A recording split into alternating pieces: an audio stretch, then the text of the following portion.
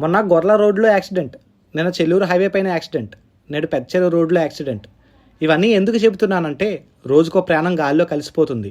ఎంత దారుణంగా accident జరుగుతున్నాయంటే accident అయినటువంటి పర్సన్ ఈవెన్ ఊపిరితో హాస్పిటల్కి కూడా చేరుకోలేకపోతున్నాడు. మన బైక్ ఆర్ కార్ తీసేటప్పుడు ఒక విషయం గుర్తుపెట్టుకోండి, మన ఇండియన్ రోడ్ స్పీడ్ లిమిట్ చాలా తక్కువ. మీరు మూవీస్ చూసి ఇన్స్పైర్ అవుతున్నారో లేక థ్రిల్ కోసం డ్రైవ్ చేస్తున్నారో తెలియదు. స్టేట్ హైవేకి 40 km/h, నేషనల్ హైవేకి 60 km/h, ఎక్స్ప్రెస్ హైవేకి 80 km/h.